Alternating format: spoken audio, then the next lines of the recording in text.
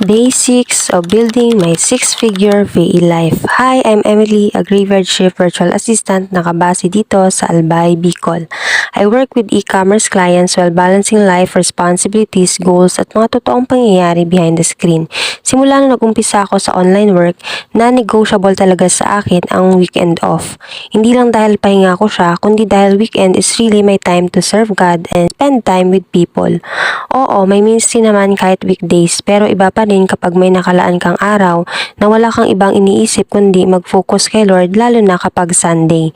May pagod na naaayos ng tulog at pahinga, pero minsan kahit pagising mo, dala mo pa rin yung bigat kasi ang kailangan talaga natin ay pahinga sa presence ni Lord. Quarter to 12 na nga ako nagising para mag-prepare at kumain na rin ng tanghalian. Yung ulam namin ay yung tira nung nakaraan na ginataang santol. Ininit lang namin. Nagluto rin si Ate Neng ng request ko yung favorite kong tortang talong. Yung schedule namin today ay 3 to 5 p.m. youth gathering. Then 6 to 8 p.m. naman yung lead class namin. Mga bandang 2 p.m. pumunta na kami ni Ate Neng sa church para mag-set up at mag-ayos ng mga upuan. Hindi naman ako ang magtuturo today sa youth kaya nag-oversee muna ako.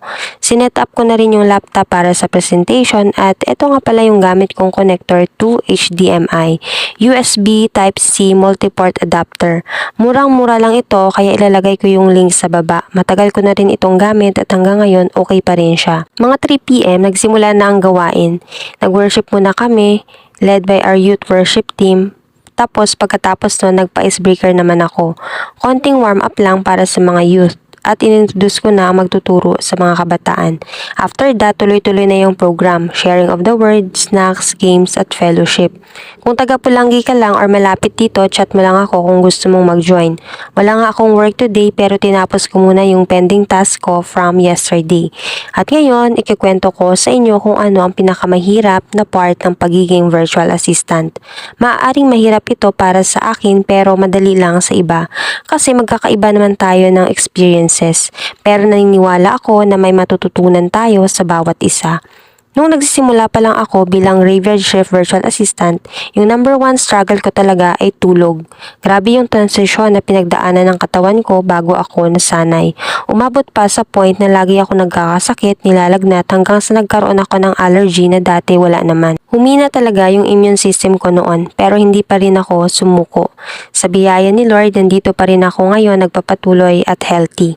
Kaya ngayon, hindi ko na ipinagpapalit yung pahinga para lang sa trabaho kasi health is wealth. Ingatan natin yung katawan natin dahil kapag nagkasakit tayo, hindi rin tayo makakapagtrabaho. At mas